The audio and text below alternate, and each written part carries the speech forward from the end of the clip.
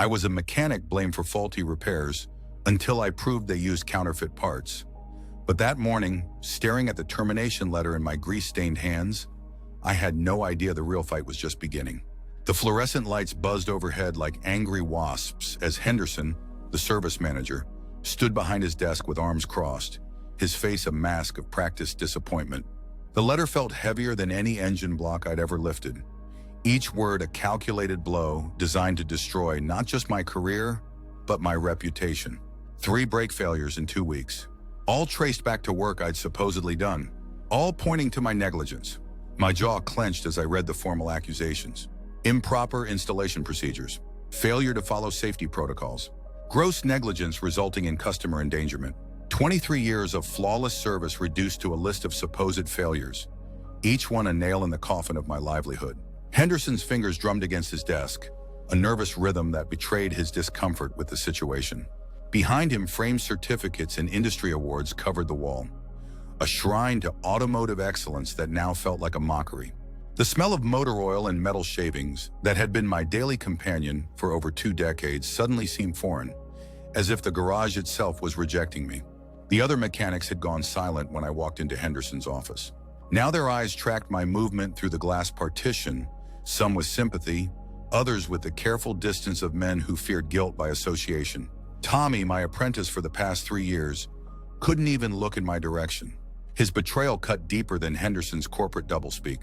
I set the letter down on Henderson's desk with deliberate control, my movements measured despite the rage building in my chest. The paper made a soft whisper against the metal surface, but in my mind it thundered like an avalanche. Henderson's eyes flicked between the document and my face, searching for the reaction he expected.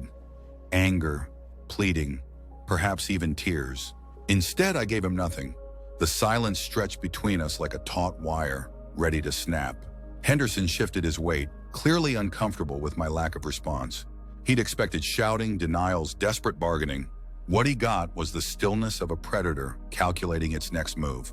My eyes swept across his office one final time, memorizing details I'd never bothered to notice before. The coffee stain on his desk calendar, the loose screw in his chair's armrest, the way his left eyelid twitched when he was lying, something I'd observed countless times over the years but never cataloged as significant. Now everything mattered. Every weakness, every tell, every small imperfection would become ammunition in a war he didn't even know had started.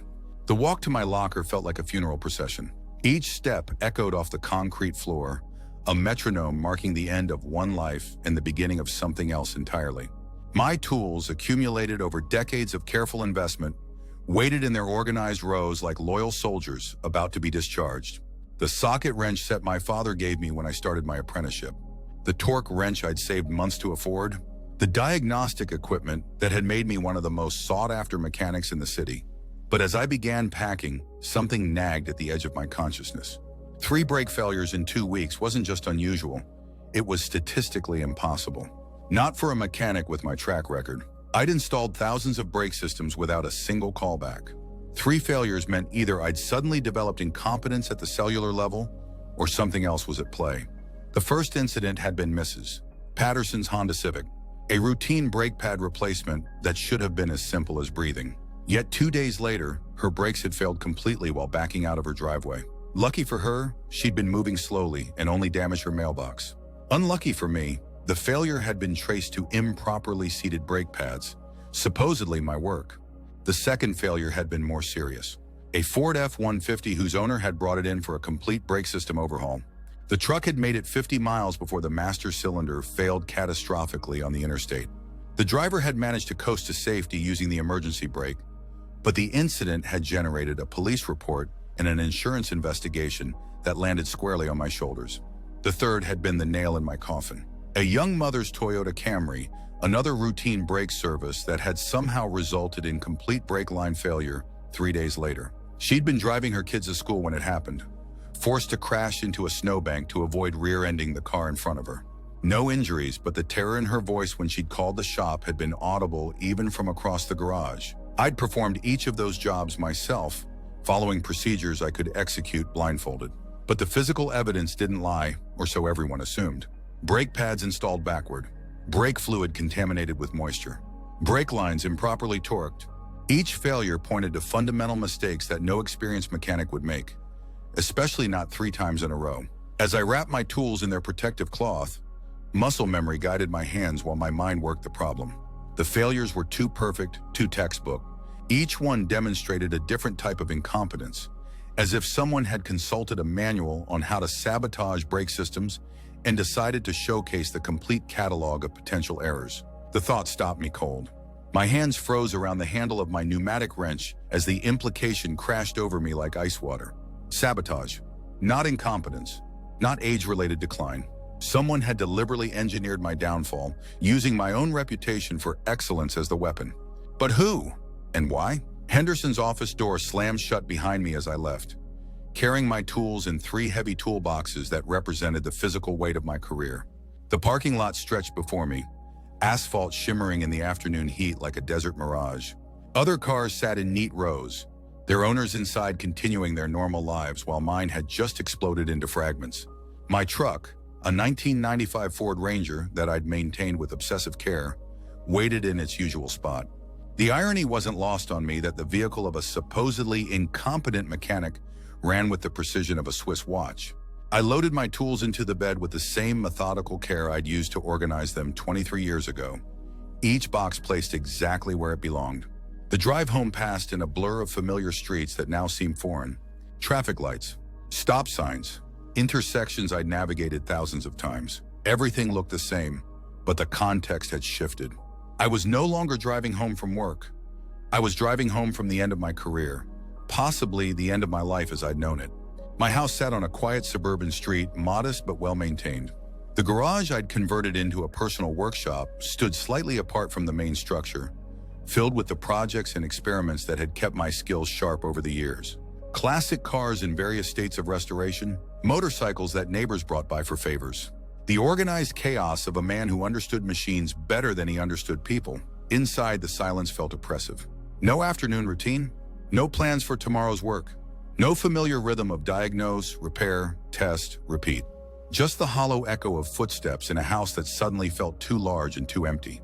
But as I sat in my kitchen, staring at the termination letter I'd smoothed flat on the table, something shifted inside me.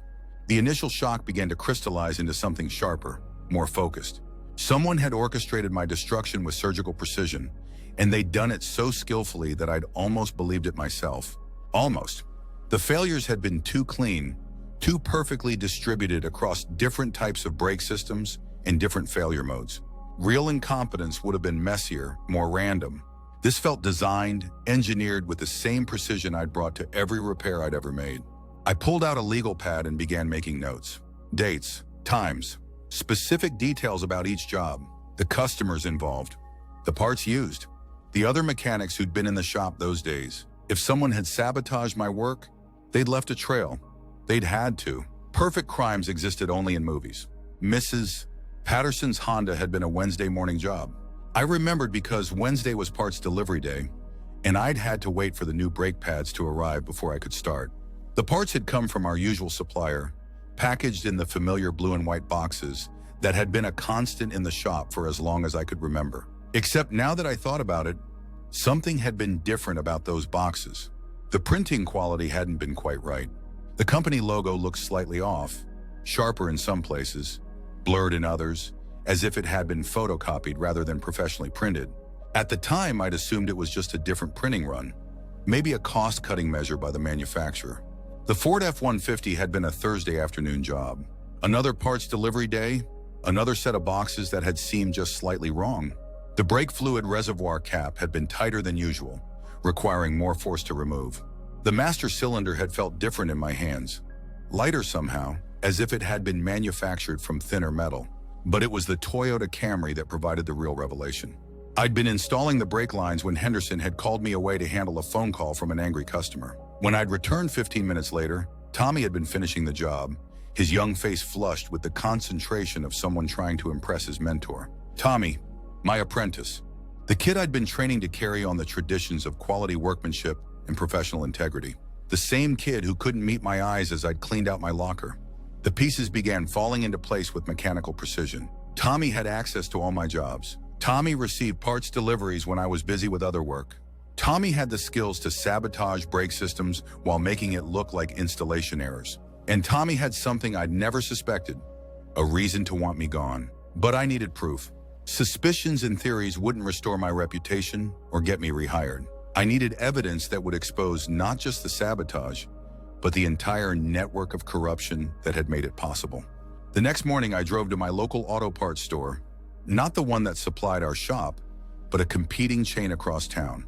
The manager, a grizzled veteran named Pete who'd known me for years, greeted me with the careful sympathy reserved for the recently unemployed. I showed him photos I'd taken of the brake parts from the failed jobs, images I'd captured during the inspection process before anyone realized I'd be the scapegoat. Pete's expression darkened as he examined each photo on my phone screen, his experienced eye catching details that investigators had missed. The brake pads weren't just installed incorrectly, they were counterfeit. The friction material was wrong, the backing plates were too thin, and the wear indicators were positioned incorrectly. These weren't manufacturer defects or installation errors. They were deliberate reproductions designed to look authentic while failing catastrophically under real-world conditions. The master cylinder was equally fake. The metal composition was wrong, the seals were made from inferior rubber compounds, and the internal passages had been cast using cheap molds that left stress concentrations guaranteed to cause failure. It was a masterpiece of engineered obsolescence, designed to work just long enough to clear the shop before failing dramatically. Pete's voice was low and angry as he explained what I was looking at. Counterfeit auto parts were flooding the market, he said. Sophisticated operations that could reproduce everything from brake components to engine parts with terrifying accuracy. The fakes looked identical to genuine parts but failed predictably, creating liability nightmares for shops and mechanics who unknowingly installed them. But here was the crucial detail. These parts didn't enter the supply chain randomly. They were introduced strategically, often through corrupt shop managers who received kickbacks for purchasing cheaper counterfeit parts while billing customers for genuine components. The profit margins were enormous, and the liability always fell on the mechanics who installed them. Henderson wasn't just my supervisor, he was my saboteur. He'd been purchasing counterfeit parts, pocketing the difference between authentic and fake pricing, and letting me take the blame when the inevitable failures occurred. Tommy wasn't my betrayer, he was Henderson's accomplice, planted in my apprentice position to ensure the fake parts ended up in jobs that would be traced back to me. The revelation should have brought relief, but instead it brought rage. Cold, calculating fury that settled in my chest like a block of ice. Henderson hadn't just stolen money, he'd stolen my reputation, my career, and nearly my sanity. He'd been willing to endanger innocent lives for profit, using my name as cover for his criminal enterprise. But now I knew. And knowledge properly applied was the most powerful tool in any mechanic's arsenal. I spent the next week researching Henderson's operation with the same methodical approach I'd used to diagnose complex engine problems. Paper trails, financial records, supplier relationships, personnel files. Every detail mattered. Every connection revealed another layer of the conspiracy that had destroyed my life. Henderson had been running his counterfeit parts scheme for at least 2 years, based on the financial records I could access through public databases and industry contacts. The shop's profit margins had increased dramatically during that period, even as customer complaints had risen. But complaints had been skillfully managed, blame distributed among various mechanics in patterns designed to avoid detection. I wasn't Henderson's first victim, I was just his most recent. 3 other experienced mechanics had been terminated over the past 18 months, each one following the same pattern. Mysterious brake failures, investigation pointing to installation errors, termination for gross negligence. The pattern was so clean it was almost artistic. But Henderson had made a mistake by targeting me. Unlike his previous victims, I had the technical knowledge to recognize counterfeit parts, the investigative skills to trace their source, and the professional connections to build an airtight case. Most importantly, I had something his other victims had lost: the absolute certainty that comes from being completely innocent. The counterfeit parts were being supplied through a shell company that existed only on paper, invoicing the shop for premium automotive components, while actually delivering cheap reproductions manufactured overseas. The markup was incredible. Henderson was paying perhaps 20 cents on the dollar for parts he billed at full retail prices, with customers none the wiser until the inevitable failures occurred. But the scheme had a fatal flaw. Every counterfeit part bore microscopic manufacturing marks that could be traced to specific production facilities. The legitimate manufacturers had developed sophisticated authentication methods to combat counterfeiting, including chemical signatures that were impossible to reproduce. Henderson's fake parts would fail forensic analysis the moment anyone looked closely enough. I began documenting everything with the precision of a criminal investigator. Photographs of suspected counterfeit parts, financial records showing unusual supplier relationships, personnel files revealing Tommy's suspicious hiring timeline, phone records indicating frequent calls between Henderson and unknown numbers, bank statements showing cash deposits that didn't match recorded transactions. The case was building like a perfectly tuned engine, each piece of evidence clicking into place with mechanical precision. But evidence alone wouldn't be enough.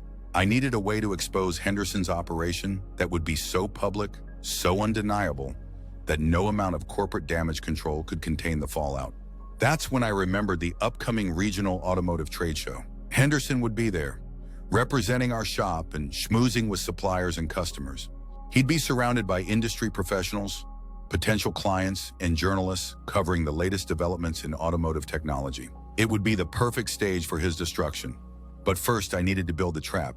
I contacted the manufacturers of the legitimate parts that Henderson had been counterfeiting, presenting myself as an independent investigator, working on behalf of insurance companies concerned about liability issues. The response was immediate and enthusiastic. Counterfeit auto parts represented a massive threat to their brands and their customers' safety. Within days, I had access to technical specifications, authentication procedures, and forensic analysis capabilities that would have made a federal investigator jealous. The manufacturers were eager to support any effort to expose counterfeit operations, providing me with equipment and expertise that transformed my garage into a sophisticated forensic laboratory. The analysis results were devastating. Every single part from the 3 brake failures was counterfeit, manufactured to specifications that guaranteed failure within a specific time frame. The counterfeits weren't random knockoffs. They were precision-engineered weapons designed to create maximum liability for the mechanics who installed them, while providing plausible deniability for the suppliers who sold them. But the most damning evidence came from the financial analysis. Henderson's bank records, obtained through industry contacts who shared my outrage over the safety implications, showed a pattern of cash deposits that correlated perfectly with counterfeit parts deliveries. He wasn't just buying fake parts. He was getting paid by the counterfeit suppliers to exclusively use their products, essentially franchising his shop as a distribution point for dangerous automotive components. The trade show was scheduled for the following Friday. That gave me exactly 1 week to prepare the presentation that would end Henderson's career and restore my reputation. But it wouldn't be enough to simply expose his crimes. I needed to do it in a way that would ensure he could never harm another mechanic or endanger another customer. I began crafting my revenge with the same attention to detail I'd brought to every repair I'd ever made. Every element had to be perfect. Every timing had to be precise. Every contingency had to be planned. Henderson had destroyed my life with mechanical precision. I would return the favor with interest. The plan was elegantly simple. Henderson would be giving a presentation about shop safety and quality control procedures. Ironically enough, he'd be standing in front of industry professionals, discussing the importance of using genuine parts and maintaining rigorous installation standards. The presentation was scheduled for Saturday afternoon, peak attendance time, when the maximum number of people would witness his humiliation. I would be in the audience, armed with evidence that would transform his presentation into a public confession.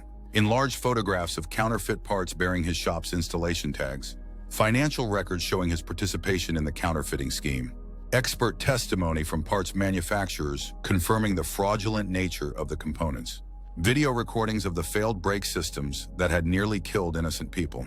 But the masterstroke would be the live demonstration. I'd prepared a side-by-side comparison of genuine and counterfeit brake components, complete with stress testing equipment that would show the dramatic differences in quality and safety. When Henderson finished his presentation about the importance of quality control, I would stand up and provide a practical demonstration of what happened when that quality control failed. The week passed with agonizing slowness. Each day brought new evidence, new confirmation of Henderson's criminal enterprise, new rage at the scope of his betrayal. He hadn't just been stealing money, he'd been systematically destroying the careers of honest mechanics while endangering the lives of innocent customers. The automotive service industry depended on trust, and Henderson had weaponized that trust for personal profit. Friday morning arrived gray and overcast, matching my mood as I loaded my evidence into the truck. Box after box of documentation, photographs, and physical samples. The laptop containing the financial analysis. The video equipment to record Henderson's presentation and my response. The genuine and counterfeit parts for the live demonstration. Everything needed to destroy a man's career in 20 minutes of devastating revelation. The trade show venue was a massive convention center filled with automotive professionals from across the region. Dealers, mechanics, parts suppliers, equipment manufacturers, and industry journalists mingled in the exhibits halls, networking and conducting business with the casual familiarity of people who'd known each other for decades. Henderson was easy to spot, working the crowd with the practiced charm of a man who'd built his reputation on lies. He moved from booth to booth, shaking hands and exchanging business cards, his smile never wavering even as he discussed the same quality control procedures he'd been systematically violating for years. I watched him from across the exhibition hall, studying his mannerisms and timing his movements. He was confident, relaxed, completely unaware that his career was about to end in spectacular fashion. The irony was perfect. Henderson would be destroyed by the same attention to detail he'd exploited to destroy others. The morning sessions passed slowly. Technical presentations about new diagnostic equipment, panel discussions about industry regulations, vendor demonstrations of the latest tools and technologies, normal trade show activities that felt surreal given what I was planning for the afternoon. At lunch, I spotted Tommy working Henderson's booth, handing out literature and answering questions about the shop's services. He looked nervous, constantly glancing around as if expecting trouble. Perhaps some part of him suspected that his crimes wouldn't remain hidden forever. Or perhaps he simply felt guilty about the innocent mechanics whose careers he'd helped destroy. The afternoon session began promptly at 2 o'clock. Henderson's presentation was scheduled for 2:30, giving me just enough time to position myself strategically in the audience and prepare my equipment. The conference room was filling quickly. Henderson's reputation as a quality control expert drew a substantial crowd of industry professionals eager to hear his insights. I chose a seat in the third row, close enough to be clearly visible but far enough back to avoid immediate attention. My evidence was organized in a briefcase at my feet, each document marked and ready for instant access. The laptop was preloaded with the financial analysis, ready to display on command. The counterfeit parts were in a carrying case beside me, waiting for their moment in the spotlight. Henderson took the stage at exactly 2:30, his presentation titled, Maintaining Excellence, Quality Control in the Modern Automotive Service Environment. The irony was so thick it was almost tangible. He began with statistics about customer satisfaction, shop reputation, and the importance of using genuine parts from authorized suppliers. His PowerPoint presentation was professional and polished, filled with industry best practices and case studies of shops that had built strong reputations through consistent quality. He discussed the dangers of counterfeit parts, the importance of supplier verification, and the liability issues that could destroy a business overnight. Every word was technically accurate and completely hypocritical. I let him talk for 15 minutes, allowing him to dig his own grave with increasingly specific claims about quality control procedures and supplier relationships. He was particularly emphatic about the importance of training junior mechanics to recognize counterfeit parts, an ironic statement given that he'd been training Tommy to install them. Then as Henderson began discussing specific case studies of shops that had suffered reputation damage due to parts failures, I stood up. The movement was deliberate and unhurried, designed to draw attention without creating alarm. Henderson's eyes found me immediately, and I saw a flicker of recognition cross his face. He knew who I was, but not why I was there. His presentation faltered for just a moment before his professional training kicked in, and he continued speaking. I raised my hand, the universal conference signal for a question. Henderson had no choice but to acknowledge me, though I could see the confusion and growing concern in his expression. The audience turned to look at me, expecting a technical question about quality control procedures. Instead, I began my own presentation. The words came out clear and measured, carrying the weight of absolute certainty.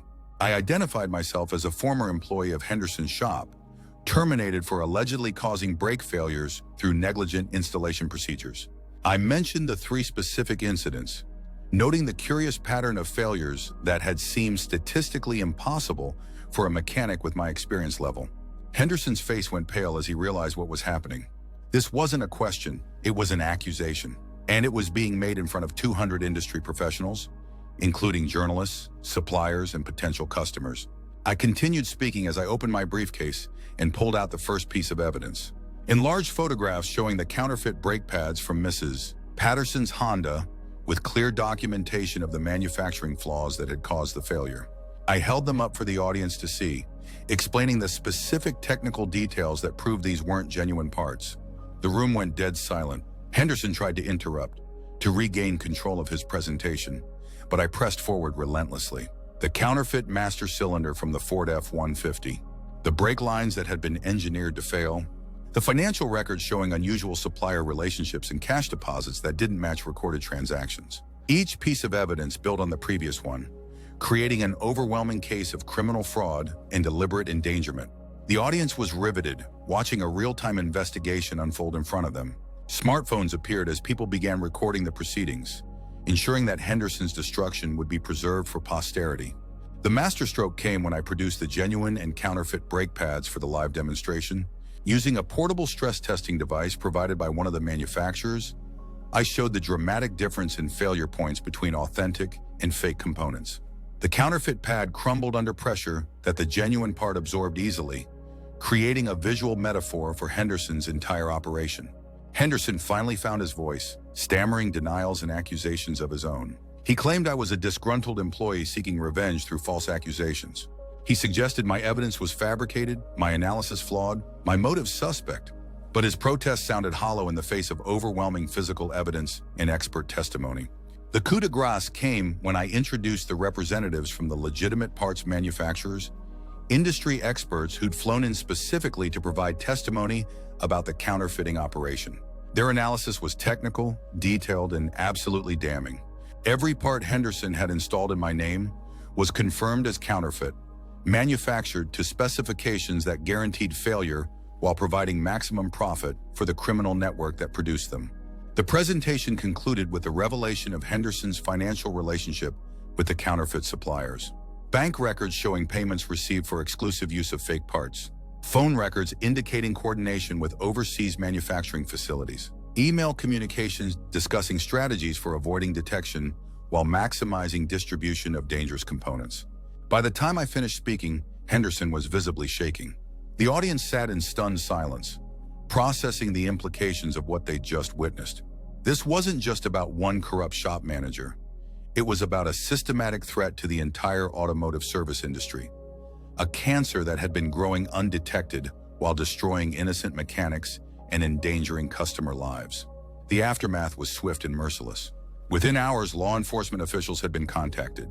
Henderson's shop was raided, revealing additional evidence of the counterfeiting operation. Tommy was arrested as an accomplice, his young face showing the terror of someone who'd finally realized the true cost of his crimes. The story exploded across industry publications and local news outlets. Counterfeit auto parts scheme exposed at trade show. Mechanics' revenge reveals criminal conspiracy. Brake system failures linked to fake parts network. Every headline drove another nail into Henderson's professional coffin, while simultaneously restoring my reputation. But the most satisfying moment came 3 days later, when I received a phone call from the district attorney's office. They wanted to offer me a position as a technical consultant in their investigation of automotive parts counterfeiting. My expertise in recognizing fake components, combined with my personal experience as a victim of the scheme, made me uniquely qualified to help prosecute similar cases. I accepted immediately. Not just for the money, though, the consulting fees were substantial. Not just for the vindication, though seeing Henderson in handcuffs had been deeply satisfying. I accepted because I understood now that my firing hadn't been the end of my career. It had been the beginning of a new one. Henderson's shop closed within a week, its reputation destroyed beyond any hope of recovery. The other mechanics who'd been wrongfully terminated received settlements from the insurance companies that had initially held them liable for the failures. Tommy received a reduced sentence in exchange for his cooperation in exposing the broader counterfeiting network. As for me, I opened my own shop 6 months later, specializing in forensic automotive analysis and parts authentication. The business grew rapidly as word spread about my role in exposing the counterfeiting scheme. Insurance companies, law firms, and legitimate parts manufacturers all sought my expertise in identifying and prosecuting similar operations. My termination letter now hangs framed in my office, not as a reminder of failure, but as a symbol of transformation. Henderson had intended to destroy me, but instead he'd given me something far more valuable than job security. He'd given me purpose. The last time I saw Henderson, he was being led away from his sentencing hearing in handcuffs, facing 5 years in federal prison for his role in the counterfeiting conspiracy. Our eyes met briefly as he passed, and I saw in his expression the recognition of a fundamental truth. Sometimes the best revenge isn't getting even, it's getting better. I was a mechanic blamed for faulty repairs until I proved they used counterfeit parts. But in the end, I became something more. The man who exposed a criminal conspiracy that had been destroying lives and endangering innocence for years. Henderson had tried to make me a scapegoat, but instead he'd created his own nemesis. The irony was perfect. A man who'd built his career on fake parts had been destroyed by the genuine article. Truth, methodically assembled and precisely applied. In the automotive world, as in life, there's no substitute for the real thing. Henderson had forgotten that lesson, and it had cost him everything. My revenge was complete, but more importantly, it was justified. 3 brake failures in 2 weeks hadn't been the end of my story. They'd been the beginning of my transformation from victim to victor. And every time I help expose another counterfeiting operation, every time I save another innocent mechanic from false accusations, every time I prevent dangerous fake parts from reaching unsuspecting customers, I'm reminded of the most important lesson Henderson ever taught me. The best way to defeat corruption is with competence, carefully applied and absolutely relentless. The sound of Henderson's cell door closing had been sweeter than any engine purring perfectly to life. Justice, like a well-tuned machine, had operated exactly as designed.